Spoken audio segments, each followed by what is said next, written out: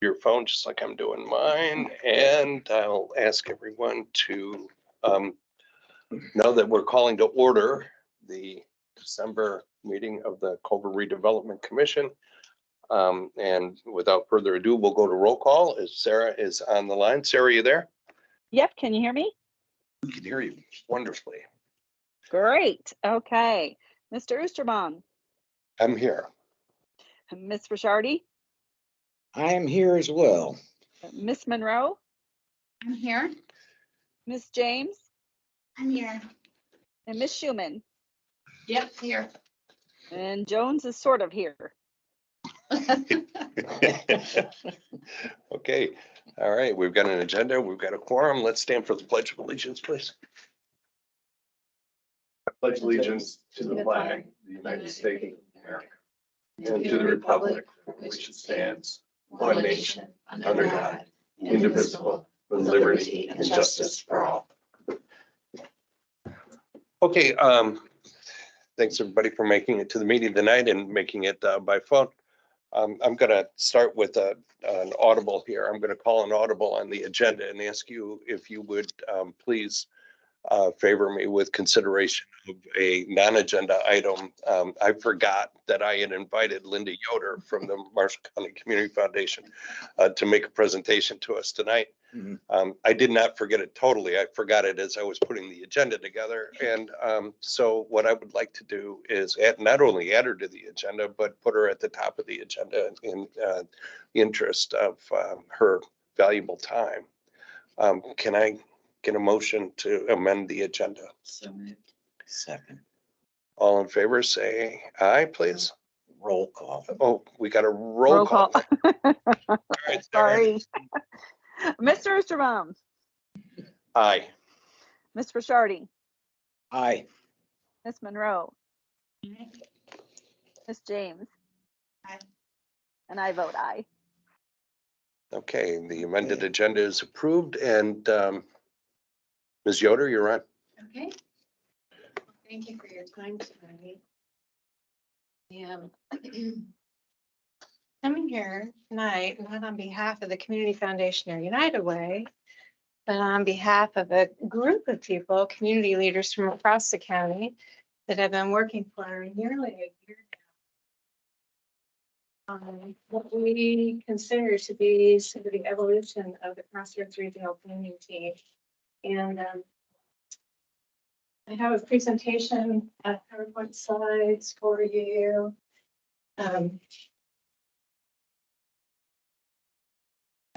Outline where we've been in the last 10 months or so and how we got to where we are today. But again, I just want to, kind of emphasize that what follows is kind of the result of the success of the Crossroads team, which formed in 2018.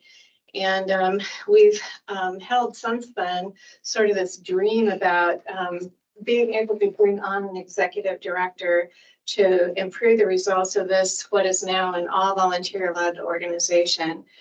We've held off asking for money for that purpose because we wanted to do it at the right time. And this is that time. So I'm here to request budget support for what will become a successor organization to Marshall County Crossroads, and we're calling it One Marshall County. And as you can see from the first slide, One Marshall County is an umbrella organization. It's in the process of being formed, and while not technically eliminating MCEDC, the Lifelong Learning Network, or the Crossroads 501Cs, through common leadership and shared services that will unify and coordinate not just the efforts of those organizations, but will also help us kind of align better with our school systems, with business organizations, visitor centers, and others. And the purpose behind One Marshall County is twofold. We want to increase the effectiveness in pursuing grant money through greatly improved regional planning. And we want to eliminate the inefficiencies and overlap as these organizations interact with municipal bodies, redevelopment commissions such as yours, as well as the business and education communities, county officials, and civic organizations. So here's an example. So on any given day, Crossroads might be speaking to a business about private investment in an amenity for the community to make it a better place to live, work, and play. In Culver, that could be like a call to the Lake House Grill for support of building something like the amphitheater, the outdoor amphitheater. And EDC might be calling on that same business the next day to talk about business expansion and retention and what it will take to keep businesses here in Marshall County healthy and growing. And then they likely during that conversation will hear about the need for more and better skilled employees. And based on that information, the next day, a Lifelong Learning Network member has a follow-up meeting with them to talk about the programs to upskill their current employees and graduate new ones with the skills that they need. That's the kind of thing that we're talking about. Rather than 6 people knocking on their door at various times along the way, we want to have a more coordinated and connected effort. So One Marshall County, we will make those currently disconnected discussions connected. It will make them more efficient, more productive for all. And in doing that, create growth in the county through all the ways that Crossroads has already proven it can. State, county, local, and private funding for amenities like trails, park improvements, music venues, streetscapes, housing, etc. So in this slide deck, if you would turn to the second slide. I do this timeline. I showed you where we've been.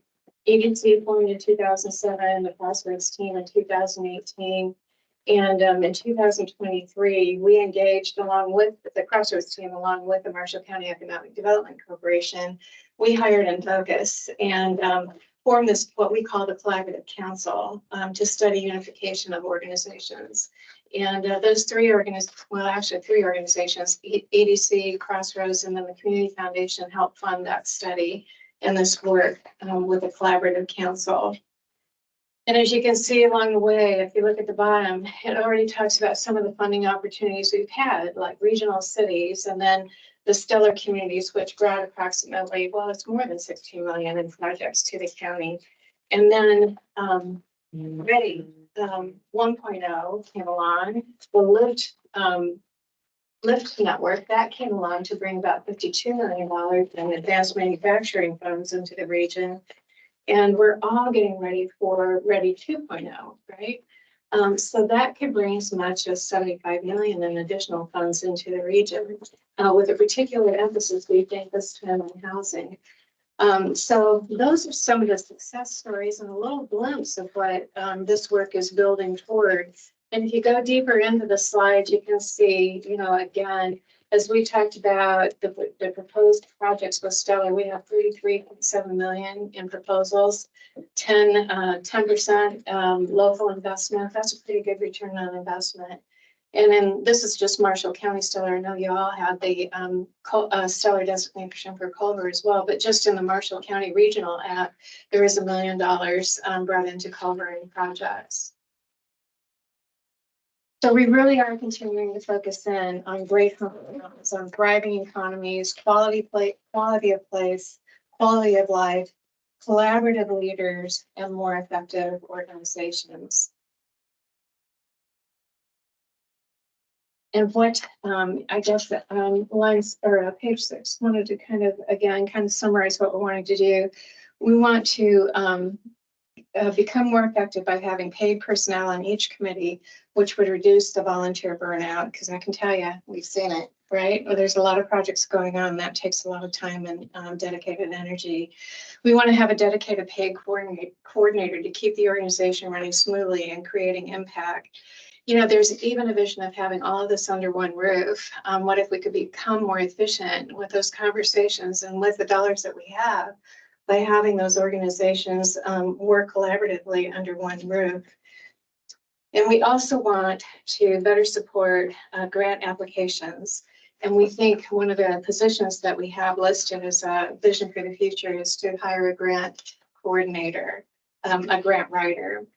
And then we also want to fill those gaps where we see things falling through the cracks. If they're not under another plan, we want to be able to recognize that and fill the gap.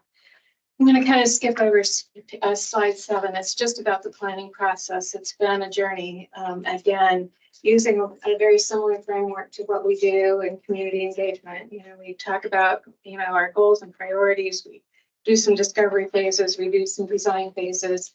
And where we are today is with a proposal that is actually was just adopted by a Crossroads team last week. They have officially decided to organize and keep the 501c3, but they will be doing business as one Marshall County going forward. So it's not just a dream anymore. It's starting to be a reality. So our board of directors will have about 27 members on it. And there will be members from 5 thematic areas. We'll talk about that in a little bit. Cities, county, town representatives will be on this board as well. And we'll have at-large members that are an attorney, a financial rep, regional representatives, et cetera. And those will all be 3-year terms. We already talked about some of those deliverables. We want to make sure that we're measuring or identifying goals that are measurable so we can chart our progress along the way.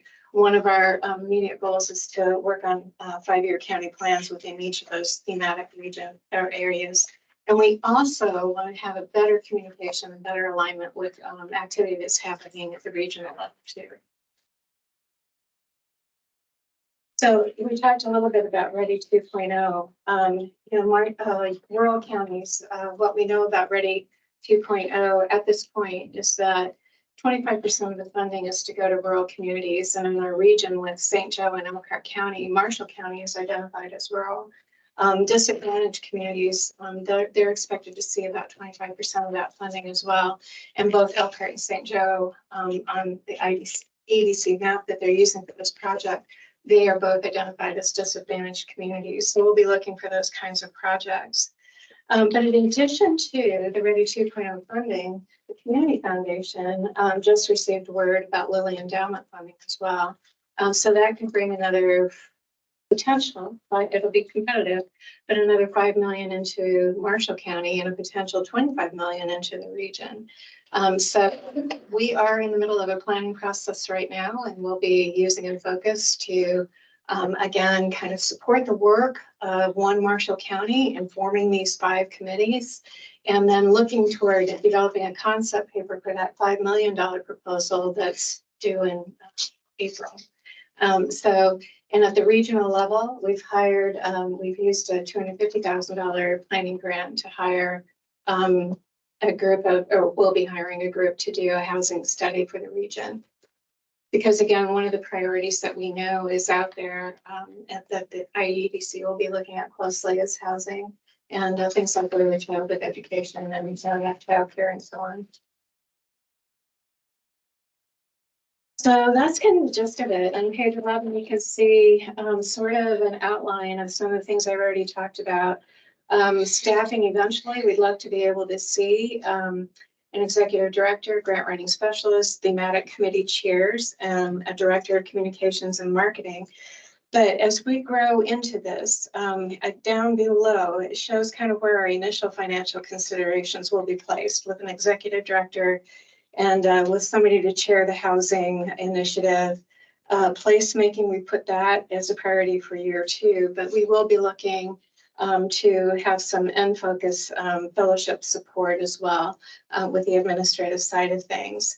But as you look on the right side of that column, just wanted to point out, this is not replacing Economic Development Corporation. Marshall County Economic Development Corporation, there's definitely a purpose and a need still for their engagement as well. And they will be focusing in on the business attraction and retention piece of this. But the education and workforce piece of it, that will come under Lifelong Learning Network. They're already in that space. They already have an executive director. It's not like that there will be new staff needed there necessarily. That those organizations and their staff will function in those roles. Under quality of life, it'll be the Marshall County Community Foundation and United that continues to do the work that we're already doing. But we will be taking care of that quality of life space.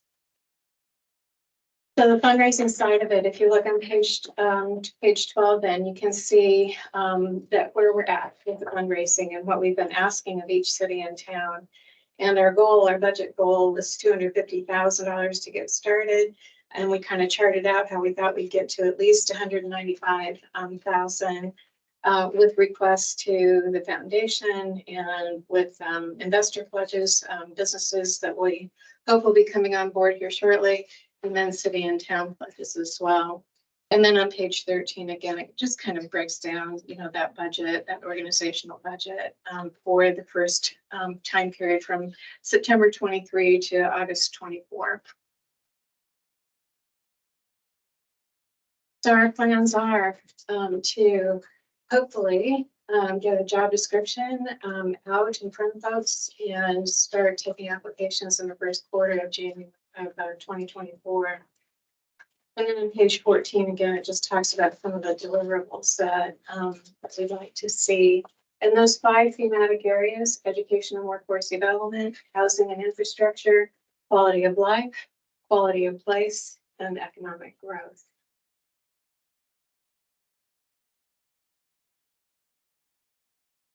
So really what this means for all of us, for our local businesses, a talent attraction and retention drives a lot of this work, and that remains front and center, a priority. New housing initiatives, I've already mentioned that a couple times. Opportunities for Main Street economic growth and quality of life and place-making amenities to continue to do that work as we've already started. And then the remainder of the slides really break down some of the projects that you saw taking place because of Stellar. And it's always interesting to me to kind of put these all together in one place where you kind of glance at and see. And it'd be really fun to do, not today, but sometime when the weather's nice, do a windshield tour of some of the projects that have taken place as this work began, really mostly regional cities. So it's on page 20 that you'll see the projects that were supported in Culver, the Slate Street and Jefferson Street Trail, and the playground and social space. Those are highlighted there.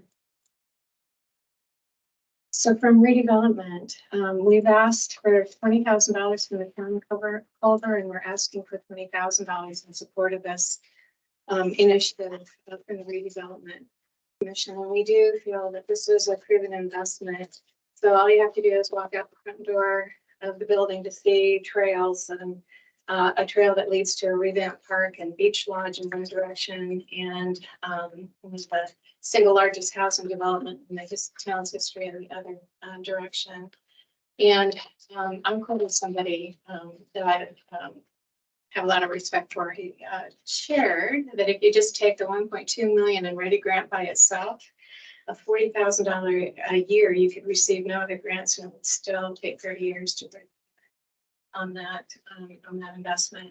So this $20,000 that we're asking for is on top of the $10,000 provided to EDC by the town of Culver in 2023. The work on business expansion and retention needs to continue, of course. So this is the new request for paid staff that will help take that work to the next level. So thank you very much for your consideration. I'm here to answer any questions.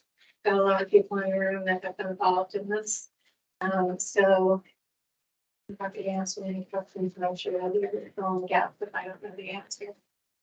So, and for full disclosure purposes, I should make sure that the public is aware that that both myself and Jenny Monroe are active, have been very active in this project on the steering committee that actually brought this organization to life, actually, now that it actually does exist. So so we are not, I think, able to participate in the discussion around this or the voting around the allocation of the money. So I'm gonna leave that to our fellow colleagues on the CRC for questions. To you. Yeah, and just so you guys know, I chaired the Crossroads team this past year and chaired the team in 2018 and 19 and part of 20, or I don't recall. 2020 is a blur to all of us, I think. So I currently serve as an officer on the Crossroads team that will become One Marshall County. And very much a reason not to participate. Good.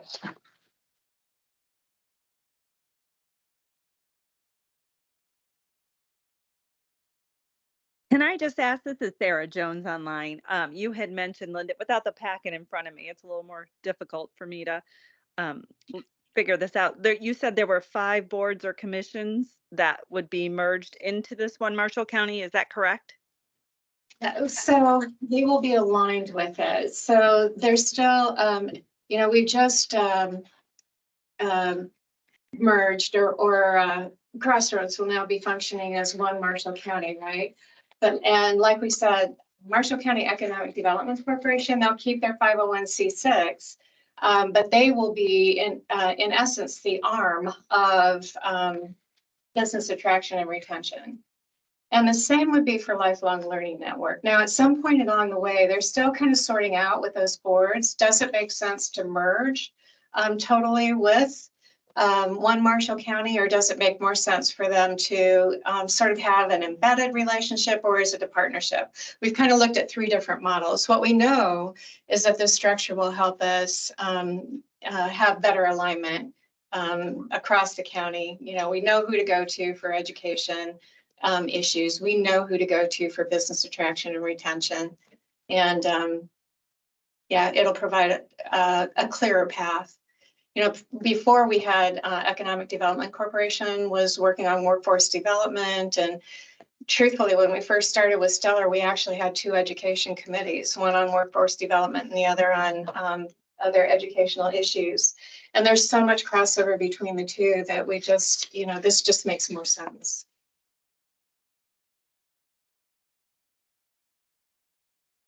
Does that help, Sarah? A little bit, yeah. I'm still a little unclear of, so all these other organizations will still exist, but will they not need funding from us? Is that what you're saying, is that most of the funding will go through one Marshall County? Yeah, so EDC, like I said, this is in addition to the funding that the request is in addition to the funding that EDC is already doing. They'll continue to do the work that they're doing for the most part. Lifelong Learning Network, there has been some talk about them merging with one Marshall County, but I think they're a ways away from making a final decision on that yet. And I think you're also hearing about the 5 organizations. It's really 5 key areas of work. Yeah. There'll be 5 subcommittees on one Marshall County. So EDC may sort of chair one of those subcommittees while they're still serving as MCEDC. We used to be organized around 10 pillars that we called our quality of life pillars. And we've condensed that down to 5, where there's some organizations that have strengths in those key areas. So they will chair those key areas like they did on the Crossroads team. Okay, got it.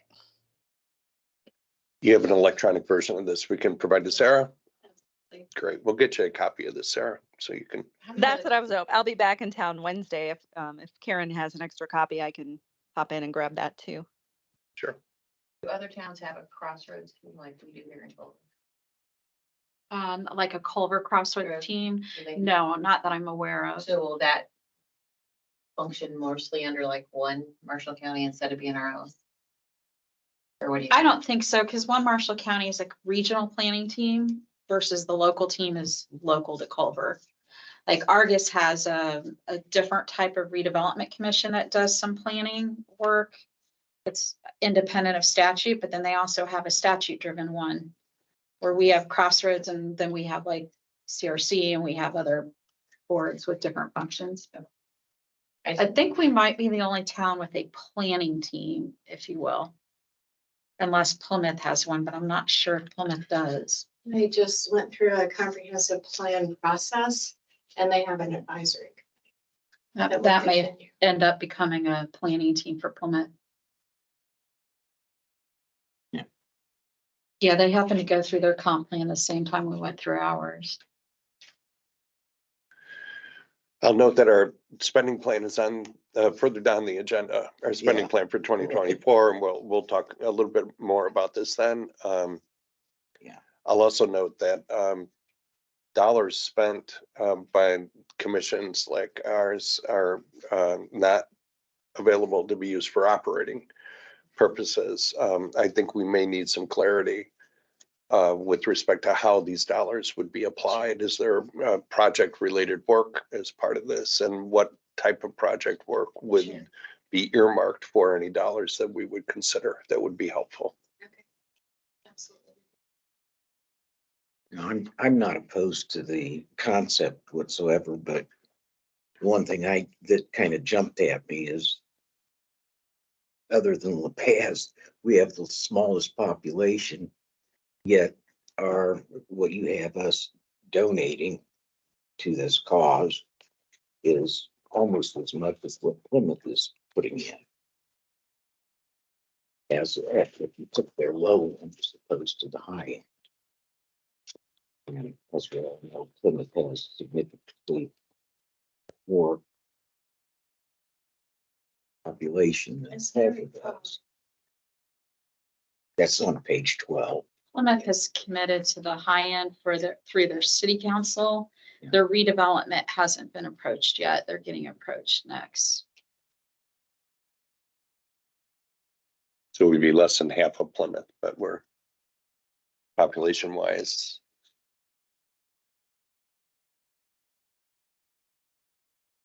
Twenty percent of Plymouth.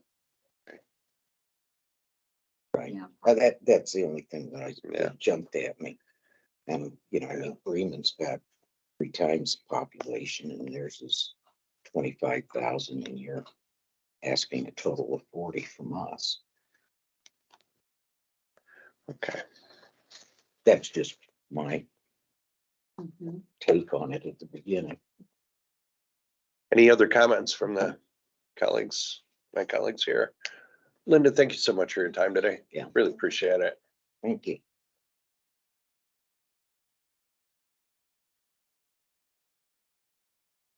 Okay, so now back to our regularly scheduled program.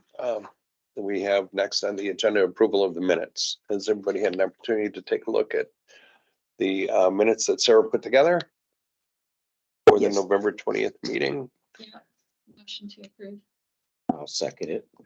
Any discussion other than that? I thought it was a lot more exciting meeting than the minutes would show. I agree, Yeah. Marty. Okay, all in favor? Aye. Any- Roll call. Oh, I'm sorry, roll call. Roll Sarah. call. Sorry, Marty. Sorry, Mr. Oosterbaum, Aye. Ms. Rishardi, Aye. Ms. Monroe, Aye. Ms. James, Aye. and I vote aye. Okay, moving right along. Thank you. The motion is passed. Minutes are approved. Next on the agenda is the financial report. The November financial report was provided to us by Karen Heim. I've reviewed it. It does appear to me to be in order. I would entertain a motion for approval of the November financial report. The November financial report. That was motion by Ms. James, seconded by Ms. Rishardi. It's Richardi. Richardi, sorry. Richard. From the high- Mr. Oosterbaum. All right. Any discussion around the financials? Hearing none, I'll call for a vote. All in favor of the, Nope. all in favor, let's go to a roll call. How's that? All in favor, do a roll call. Mr. Oosterbaum, Approved. Aye. Ms. Rishardi, Aye. Ms. Monroe, Aye. Ms. James, Aye. and I vote aye. Okay, so the November financials are approved. Okay. So next on the agenda would be an update on the dunes. I guess without Kevin Dante here, I guess it's up to me to provide that update, so I'll do that. The negotiations with the developer are probably at the top of any update relative to the dunes. They are ongoing. We are making progress. I do expect a development agreement will be reached. And I'm hopeful that it will be reached in the relatively near future, meaning within next couple of weeks with the holidays. Kind of hard to say. Where it stands right now is some adjustments have been agreed to in principle with respect to the financing and the incentives and the timing of the issuance of the bonds and the kind of exactly how those bonds work. That impacts the net value of that incentive to the developer. It also impacts the amount of interest that we would pay on those bonds and the efficiency of the structure with respect to the town of Culver. We've also embedded some updated assumptions with respect to the actual timing of the building of the various units.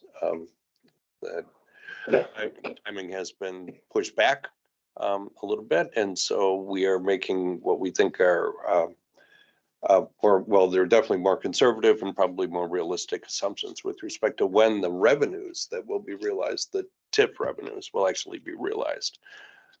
Because we want to make sure that the TIF revenues, even under the most conservative scenarios, will be sufficient to service the bonds. We believe, based on the analysis by our municipal advisor, that that is in fact the case and that there would be money left over for the CRC to use for investments to replace capacity that the project would take up, and then perhaps some other investments that would fall out of the comprehensive plan that's under development for the town. The developer is employing his own financial analyst to see if he arrives at the same conclusion. If he does, then I believe we would be able to ink a development agreement. So that's where that stands. Are there any questions on that so far? And this is public participation time, by the way. Relative, our Dunes updates are open to questions. The other update I would give you is that the frequently asked questions that are available online through the town website are in the process of being updated by Kevin and myself. There has been some changes, some refinement in some of the answers, some changes in timelines, stuff like that, right? So we need to update that. There's a traffic study underway with MACOG that we've got some initial responses on. If memory serves, for every 10 cars you see today, they add 2.3 cars. That's at the peak hours. That's what it would appear. The study did not, however, include specifics relative to some of the arterial streets. That's a main street, like Main and Davis, I think, study. So what about Ohio Street? What about, 17th and some other areas that some neighbors have asked questions about? So we've gone back and asked MACOG to help us refine that, and then we will publish that study once we feel that it's a accurate reflection of what the neighborhood can expect with respect to traffic. And then I'll just make a couple of general comments. The town council meeting, not the last one, but I think the one before that, there was someone that stood up and talked about our downtown and another business going dark in the downtown area. And yeah, it's Main Street is real important to us particularly, right, but to the town in general. And I wanted at the last town council meeting, there was someone that stood up and asked an awful lot of questions about the dunes and how big and when and things like that. So I wanted to say I really appreciate when the public is speaking up and asking questions about and expressing their concerns, and I want to encourage that as much as I can. I do want to make sure that everyone understands that for the Dunes project, the town has established a link on their website to frequently asked questions, which cover basically all of the questions that the individual at the last town council meeting brought up. There is a map there. There is a schedule with respect to what's going to happen when opportunities are available for the public to make comments and weigh in with respect to the project. And tonight, for the first time, I'd like to unveil a map of the project now hangs on the wall in this room which is available for everyone to come and take a look at. Behind that map, there are two other maps which highlight where the infrastructure is running for both the sanitary line as well as the water behind that one. So you can see what our incentive is actually intended to pay for, or will actually pay for, as our trustee assistant Karen Pray that it doesn't come is crashing. now demonstrating for us. Here we go. Here we go. That's the water line there. All right. Thank you very much, Karen. And with respect to the downtown, we have provided how much in facade grants this year? 90,000 is what we've allocated the last 3 or 4 years. Yeah, so 90,000, and then we've invested in our parks, and we've supplied some help to the town with respect to the public safety by allowing or enabling an investment in a couple of additional police vehicles, which improves the safety of the downtown area. So I'm not saying that there isn't more that can be done, or more that I hope we can accomplish, but I do want to make sure that that when we think about Main Street, that we know that we're doing, some positive things here as well. Okay. Don't want to come off as defensive, but I just thought for the record, should state that. Any questions about the dunes? Comments about the dunes? All right, well, let's move to the next agenda item, which is approval of claims. Karen, you've provided us with your list. Has everyone had an opportunity to take a look at it? Karen, I do have one question. You can hold on to it. The Midwest Engineers bill is in, and it's further work on the dunes. And I know that I have personally thought about it as one of the expenses that would get capitalized into the bonds, but they've issued an invoice, so obviously it's got to get paid. Any idea how can it get into the issuance cost for the bonds, even if we pay the invoice now or no? So one of the things in discussion, Marty, with Burke is that the developer has continuously said that that's their expense. He's referenced it several times so I think maybe a phone call to them to explain how that is their expense and that there's a bill on our table might be worthwhile. I like the sound of that. If at closing, they're taking a certain amount of the proceeds towards issuance, and that should be counted towards it, and it should be their bill. That's a phone call I'll be perfectly willing to make with the developer tomorrow. Okay, thank you. For everyone who doesn't know, that Kevin Dante, our town manager, is speaking.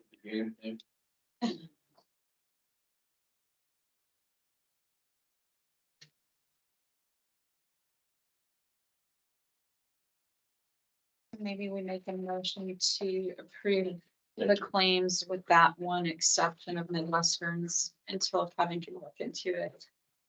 And I'll make that motion. Is there a second? I'll second that. Sarah, would you provide a roll call, please, on a motion to approve the amended submission of claims by Karen Heim, excluding the Midwestern Engineers claim? Absolutely. Mr. Oosterbaum, Aye. Ms. Rishardi, Aye. Ms. Monroe, Aye. Ms. James, Aye. and I vote aye. Okay. And that motion's approved. Karen, do I just cross out the Midwest Engineers on this then? Okay. Oh. Next, Redevelopment Commission resolution amending the declaratory resolution. This is kind of a big thing, a complicated thing. I'm gonna got some help, right? Got some help here, but maybe what I'd like to try to simplify it first and then let my experts or our experts around here, I don't want to call them my our experts around here correct the record where I get it wrong. Would that be okay? Kevin? Yeah. Okay, all right. So you may be tired of talking about it at this point. So the amendatory declaratory resolution, I'm going to go over that resolution. I'm going to highlight it in a minute. But first, what are we doing here in plain language? Tax increment financing districts are a way of capturing tax dollars to the town that would otherwise go to the county or some other local taxing districts, the township, the library, the school, right? The money then is to be used by us in the town to increase the economic health and well-being of the development area here, what we define as an economic development area. So the first thing that happens is this area gets established. We call it the economic development area. And then some properties within that economic development area are selected to constitute one or more tax increment financing districts. We also call those things allocation areas. So now we've got an area within an area, and that's where things start to get really confusing to me, at least. So these parcels that you select to be in these TIF districts, they get selected by something called a declaratory resolution. And then from time to time, you can take parcels in and out of these TIF districts, and that's called amending the declaratory resolution. That's what we're doing tonight. Does that make sense? Simple enough, right? So specifically tonight, looking at my notes here, we're not considering any parcels to subtract at this time. The area is being expanded and is not being reduced in any way. So the two parcels, or I'm getting blocks of parcels that we're adding would include, or would be, I should say, something we're calling the Northwest Storage area. That is the area that is at the end of Jefferson Street, go right on 17, kind of tucked in there behind the homes, just north of what's known as the Boatsma property, where there's going to be storage, just like you see right off of Penn, very similar to that. 14 buildings of rentable storage units, about 65,000 square feet total under roof. And that would be added as its own allocation area, or own TIF. That is actually county property. This morning, the commissioners voted in favor of that property being added to the Culver TIF district, thanks to a presentation made by Kevin Dante this morning. It was an outstanding presentation and obviously a successful one. So that's one. The second property being added is the subway allocation area. And while we don't have trains running underground, we do have a shop that makes sandwiches right up at the corner. And so that is being targeted to be captured into our TIF district, or its own TIF district, called the sub area. We're going to figure out the naming conventions and exactly how it all fits together. But that also would be part of what we would be considering by our vote tonight, would be to bring that property, the tax increment from that property, into our total tax increment capture. So on top of that, we're establishing a new expansion and allocation area, the new TIF district.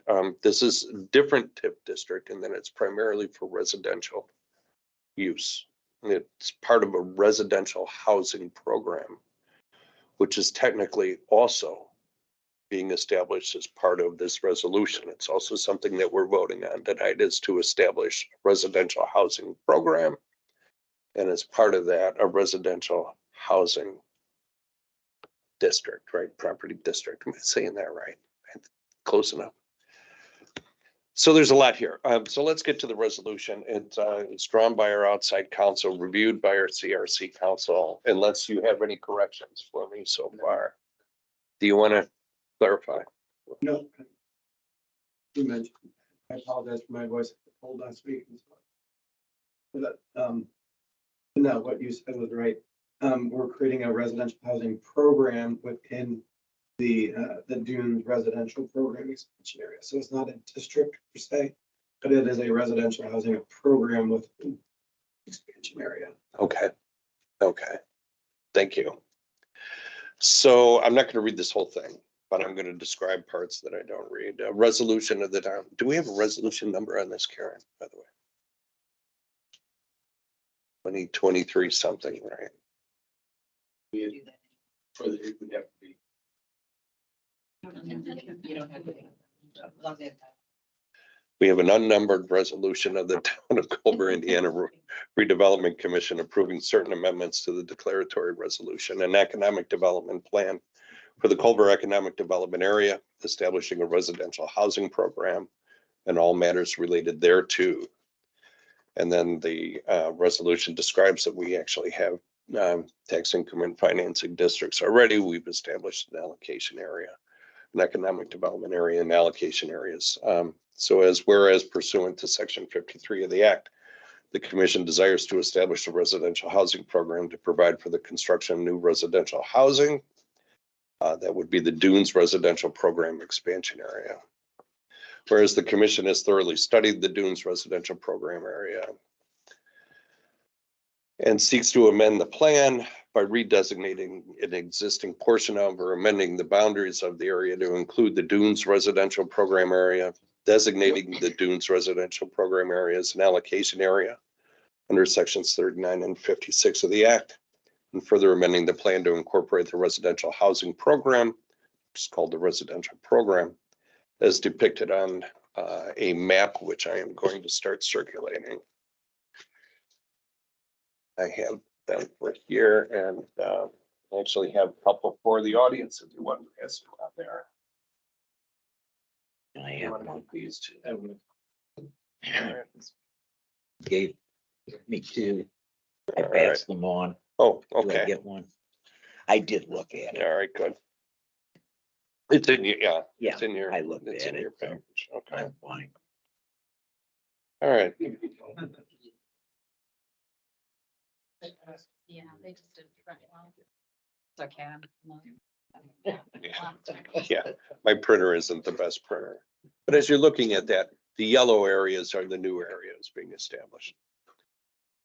The resolution says we've solicited input through a public meeting. We held that public meeting in October. It also says the town of Culver is considering adoption of an ordinance designating the residential program area. So the town council will be involved before this is all over. Whereas the commission also desires to include certain additional territory in the area. That's the Dunes beach view. That's the what's known as the executive RV and boat storage, the Dunes / beach view expansion area. In addition to the northwest storage, that's the storage area. We talked about the subway expansion area. That's the subway. Then it goes through a lot of statutory stuff and says that the statute has been fully complied with, and I'll spare you all of that. Therefore, be it resolved by the Town of Culver, Indiana Redevelopment Commission as follows, that these amendments will provide significant opportunities for the gainful employment of citizens of the town, will assist in attracting major new business enterprises to the town, may result in the retention or expansion of significant business enterprises existing in the town, and meets other purposes of the statute, including without limitation benefiting the public health, safety, and welfare, increasing the economic well-being of the town and the state of Indiana, providing adequate residential housing in the town, and serving to protect and increase property values in the town. Talks about how the town has enabled these changes and developments to take place, or about compliance with the statute. It indicates that we do not at this time propose to acquire any specific parcels of land. Also indicates that no residents of the area will be displaced by any of these projects.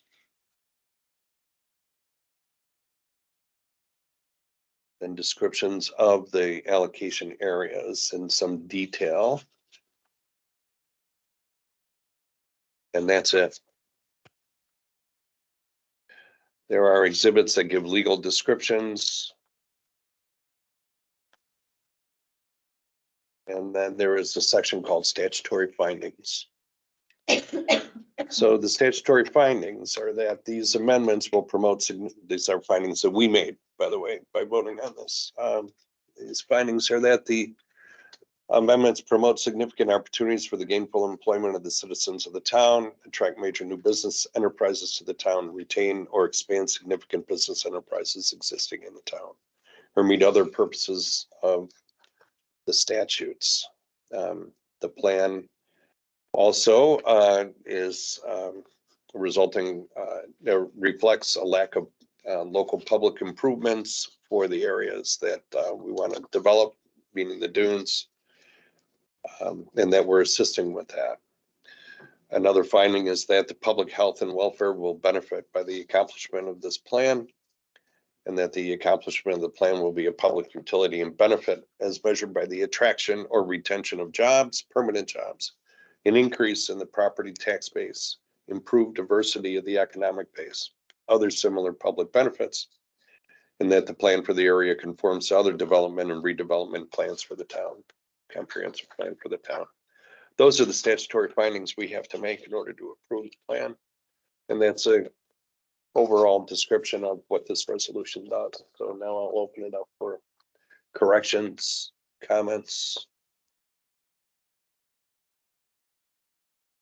Yes, Kevin. Just curious, you're taking in subway, but not taking in my understanding restaurant being developed at the Main Street. Get done with concrete work and are set up to do that. Vacancies on that building. I don't think he's decided what's going in there yet. Okay. Whether or not it's commercial or organization or what, I don't think he's decided. At least to my knowledge, he hasn't. I don't know. It looks like there's already been a substantial investment there that could be captured in the same process. And then the same question about the condos on Lakeshore Drive. They could have been brought into a residential also. Yes, so that you nailed it there, Kevin. It would have to be part of the residential program, and that does not have to be decided before year end in order to capture the improvement. Okay. I do intend to suggest consideration of that right after the first of the year. Are you talking about 415 Lakeshore? Yeah. I thought that was already TIF'd. It is, but if you remove it and put it back in, it gets Okay. it the rest. It was tipped commercial before and you would have Yeah. to change it. It has to be part of the, That's right. Oh, okay. it has to be part of the residential Right. program. Yeah. Okay, You have to take it out as a. It's no longer put it in commercial. As a residential. okay, so you do a removal and then you do another ad later on. Yeah. Makes sense. As school corporation representative, I'm just gonna make two comments just for the minutes. First one, at some point in time, I know the TIF is extended in years now beyond what it would have normally ended by 5 years. Is that 5 years? Yes, relating to these properties. Correct. Right. So it's putting these into that extension for, so in the future, when looking at potential properties to remove and the amount of revenue that could be generated in order to support the schools would be appreciated. Just as a thought in that process. And as 300 doors come into Culver, there is the potential that we would need additional space in our elementary school. So as we would need that to be able to come to the commission and discuss how we make that need or address that need. And it could just be the simple expansion of the Culver Youth Club needing a different facility in order to we have that space reallocated and within our elementary building. So just some things out there that would be potential ask in the future for the school corporation.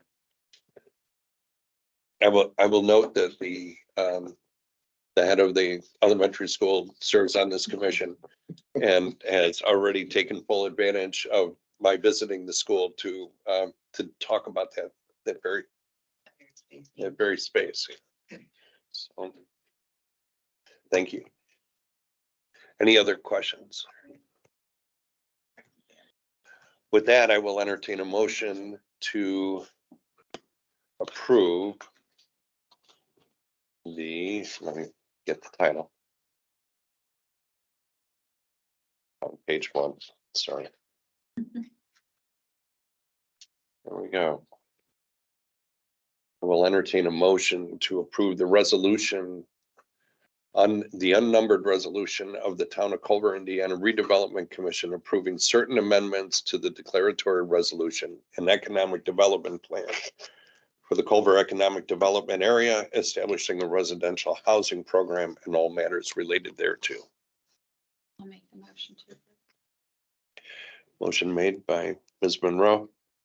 Do I have a second? I'll second it. Motion seconded by Ms. Ricciardi. Yes. For any further discussion? Roll call, please. Mr. Easterbond, Aye. Ms. Pritchard, Aye. Ms. Monroe, Aye. Ms. James. Oop, I couldn't hear. Was that aye? Yeah. Oh, sorry. And I vote aye. Okay. The motion passes unanimously. Thank you. Okay. With that, we move on to the facade grant for Papa's Restaurant. And Sally, the floor is yours. Okay, I typed up my understanding of the request. It's basically for fencing to go around the side and the building's north side and hide the dumpster and that area, as well as the air conditioning area and gas piping. And also remove the, I guess I would call them the front steps that are on the south side of the building, and install new steps. They have a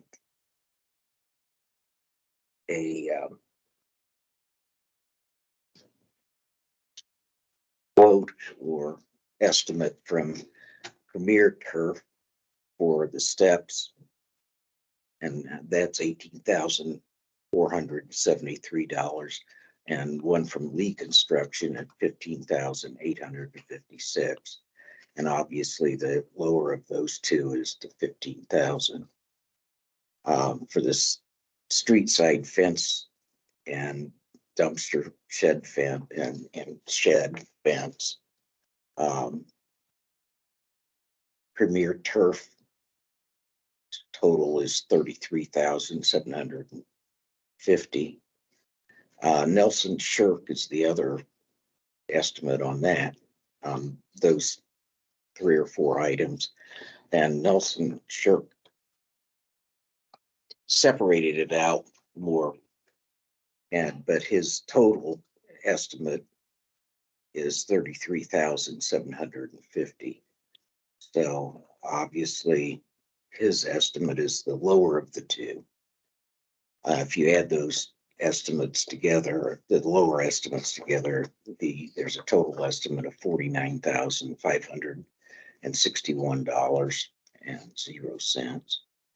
And half of that would be $24,780.50.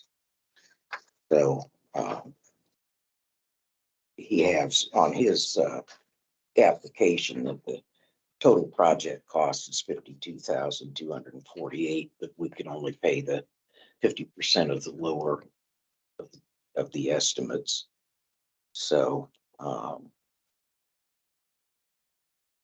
like I say, instead of the 52,000, the total of the low estimates is 49,561. And of course, it's up to him to get whomever he wants to do the work.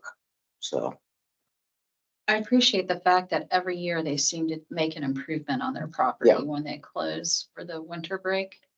right. Several of the businesses seem to be doing that when they close for a few weeks. I think that's awesome. Or like, there's so much benefit to that. It's a lot nicer than having their customers trip over the sidewalk or the steps that Yeah, aren't there. I mean, they made that improvement Yeah. to the driveway, or the parking lot, and every year have. they seem to make an improvement. They do. I know Lake House has done that, the root beer stand has recently done improvements. So. Yeah. If they qualify and it looks like your assessment, they do, Sally. So I would Right. motion to approve the grant. It's been over 5 years since we last awarded the facade grant, and that was 10,000 when our maximum was a $10,000 grant. We have a motion to approve the facade grant. Is there a second? Oh. I trust none of the work has started. I have not seen any of this particular work started. They've done some preliminary stuff there, Okay. but not what's being quoted here that I could tell. I also think the way they decorated it looks like the bar in It's a Wonderful Life, you know, for Christmas. You ever notice that? You drive by? It does Yeah. look really good. Yeah. Okay, so any other discussion? All right, so we have a motion and a second, and we need a roll call, please, Sarah. Mr. Oosterbaan, Aye. Ms. Rishardi, Aye. Ms. Monroe, Ms. James, Aye. and I vote aye. Okay, the facade grant for Papa's is approved unanimously. Thank you, Sally. You're welcome. Thank you. Okay, the 2024 spending plan, I'm not going to spend a lot of time on that tonight. It occurred to me when I was thinking about how to present it and talk to you about it. Now, again, we're not required to have a spending plan for 2024. We're required to have one for 2025, and we need to put one together in 2024. And what I was suggesting is that we do one, it's kind of like practice, right? For when we got to do it for real. And I still think we need to do that. But I'm not sure we can do it quite in an optimal way and before the comprehensive plan is completed. I think that we've got just to set, you know, because it's been a month since we talked about this. We're going to wind up with a fund balance at the beginning of next year of about 200,000, maybe a little bit less after this facade grant. Now, we're going to have revenues of about 575,000. We've got about $362,000 already committed in bonds and water, stellar work, Christmas decorations. And so we've got discretionary money of about 200,000 the way I see it. And so we should establish some priorities around how to spend that 200,000. Now this year we've already spent 94,000. Now it looks like we're up, you know, another 20 something. So, you know, 120 of that is in facade grants. And so that's more than 50% of our discretionary spending. I just want to make sure that we are comfortable that that's where, you know, we want to put that next year. That's one of the questions I think we need to answer. Do we want to earmark monies for public safety? Do we want to earmark monies for more or less capital funds, right? There's going to be some projects that come out of the comprehensive plan that will take multiple years to put together. And should we maybe put aside some money now, you know, and earmark it for some of these projects that we'd like to help bring to fruition down the line? So rather than await requests, right, you know, do we have a strategic use for, for some of the funds, longer term strategic use. We've gotten a request tonight from Linda for support of One Marshall County. We've got an annual request that we've been funding for the visitor center advertising, supporting the town of Culver's advertising. So there's a lot of priorities, potential priorities, and not a whole heck of a lot of money, right? So I want to be thoughtful about it going in rather than get halfway through the year and say, oh, sorry, we're out of money, to anybody else that might need it. So I'm going to try to tee that up. I think, Jenny, you and I maybe can, I can get from you a sense as to what these capital priorities might be, that are going to come into the comp plan based on, because I think you've got all that information right there. Donnie can. Yeah, I give think to me. so much of what came out of the quote action plan, the worksheets we all did within those key thematic areas of the comp plan, many of them are really oriented toward quality of life, and some of them are more strategic and more planning initiatives. It's a little different than the last round. Because the last time around, we had things come up like transportation projects that we just never really did, that were obviously not a high enough priority. And then a lot of what we did do was based on that 5-year action plan, which I think will be the next step for the town, is to take those worksheets and go, okay, what's the top 3 within each area? Or I know what we did with the public, saying, what are your top 3 for us? And interestingly, a biggie for the public was cleaning up blighted properties, which, there's so much you can do there, and there's so little you can do there. In some ways, you're governed by statutes and what your unsafe building committee does, et cetera. And I thought that was interesting that came up as a top 3. Housing's still a priority for a lot of people. Parks and Rec is still somewhat tourism, but a lot of what we saw was more about growing the merchant offerings and retail businesses and more diverse offerings and things that we don't necessarily have control over, but can invest in perhaps, or create new programs that we haven't dreamed of. At least that's where my head was going as I'm reading some of those worksheets and priorities. But it's definitely got a different slant to it than the 2014 comp plan. At least from my perspective of it. And maybe that's because we did accomplish some of what was in that 2014 plan. I was amazed going through that plan at how much we checked off. But from a capital improvement standpoint, the one thing we know is our youth want their movie theater back. That comes up over and over again. We know that people still want more experiences at Culver. That came up throughout all those worksheets in my mind. They want to still enjoy the community they're in.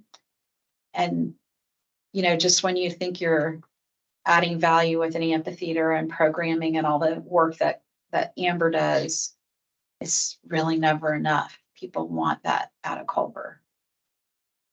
And it's different than other comp plans I've looked at across the state and the work I do in my professional life. A lot of comp plans are much more transportation oriented, housing oriented, and, ours is very much about planning and strategies. Okay. Any other thoughts? Sarah? No, I was just looking at numbers. Would this Papa's Facade grant, that would go on 2024 spending, correct? Correct. Yeah, I Okay. guess. And the other, A yeah. lot so of I'm look- this year actually was approved in 2022,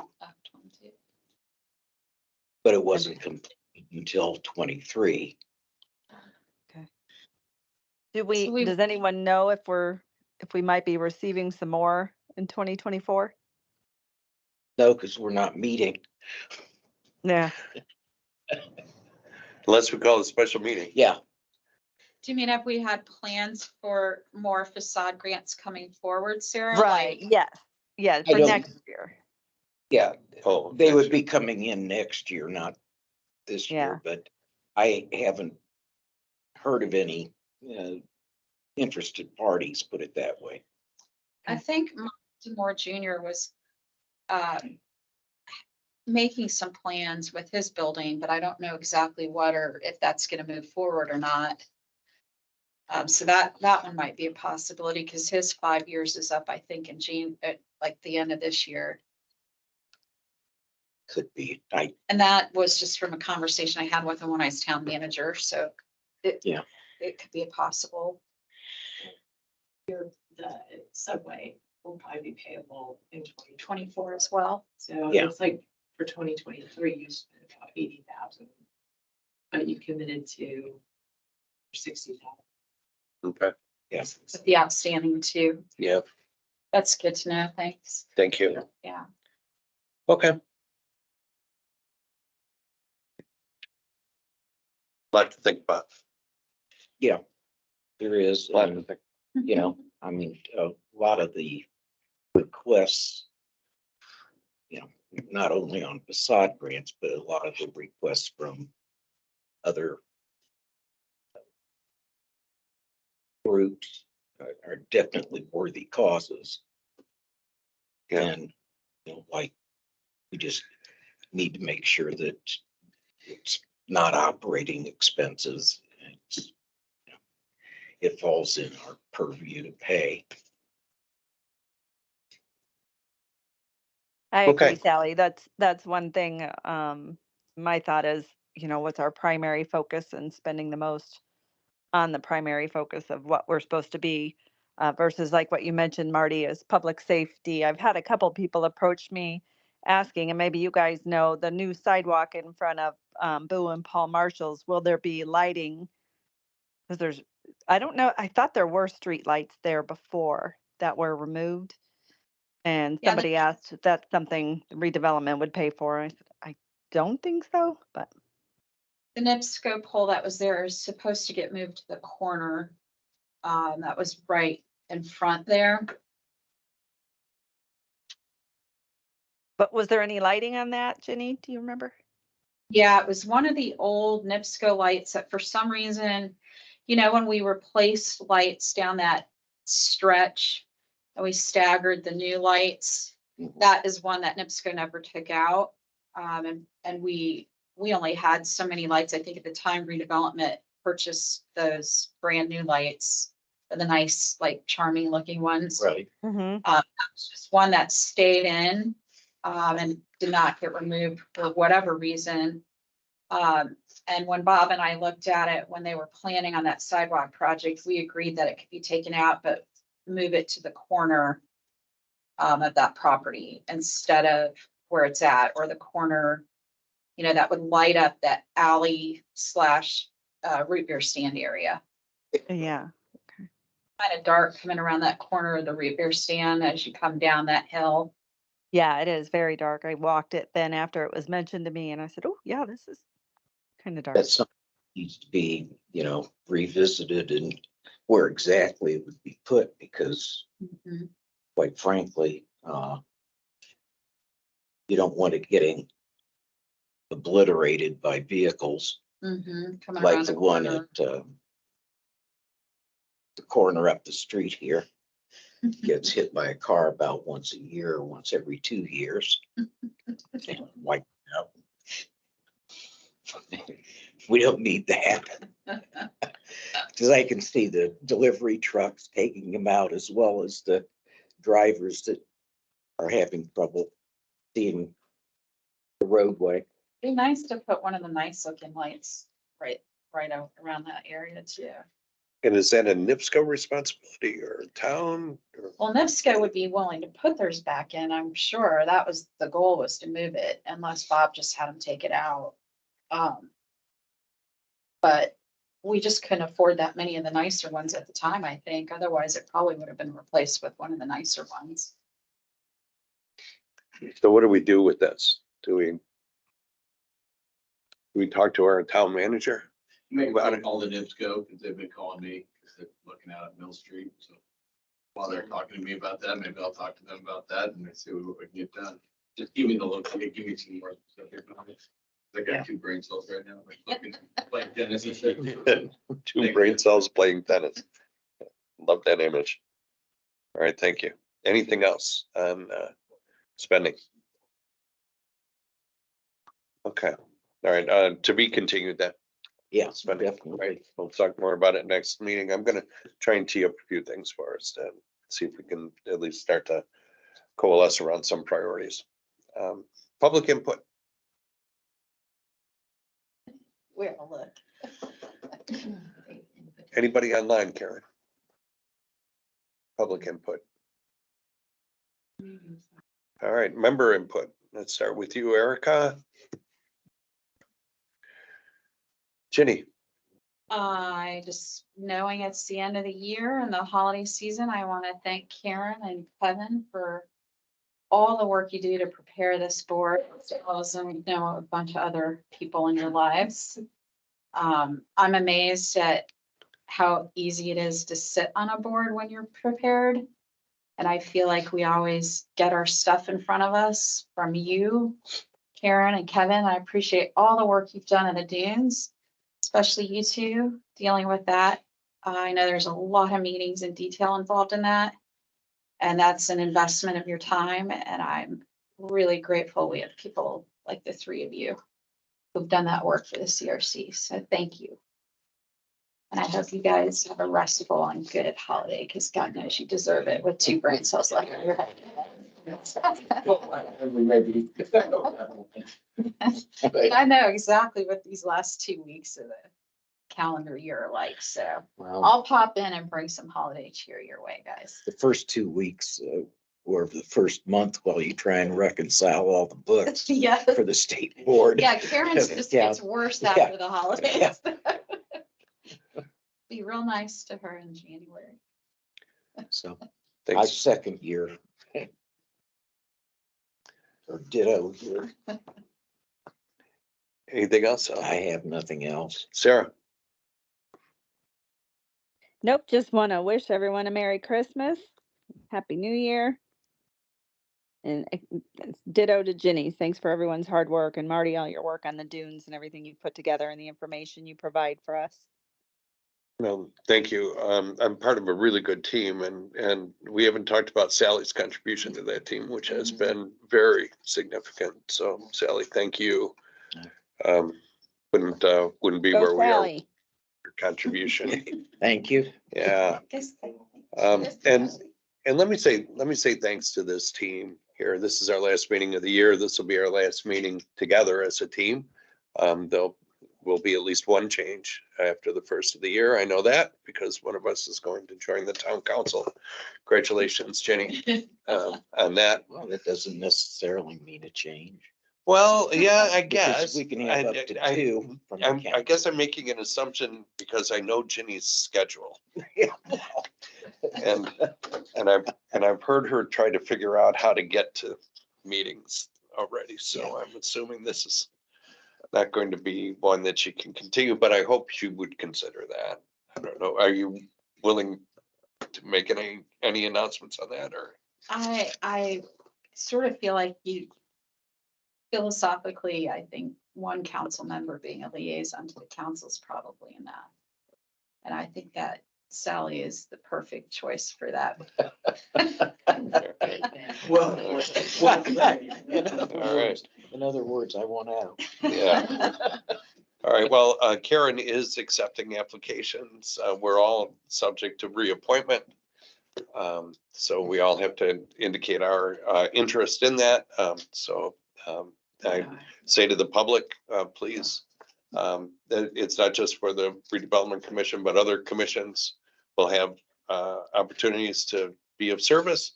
And I hope the citizenry will respond, and that we'll have a lot of great choices and additional community engagement. So with that, you've got my member input. I'm entertaining a motion to adjourn. I'll make a motion to adjourn and sign claims. Second. Do we need to do a roll call for that too? No. No. You know. No, Sarah? Aye. I say did aye. we say yes, we do? Or, oh, Yes. oh, Marty, aye. Okay. Ms. Bouchardy, Aye. Ms. Monroe, Aye. Ms. James, Aye. and I say aye, aye, aye, aye. Yeah, yeah. Okay, we're adjourned. Thank Thank you, you. everyone. I hope you guys will all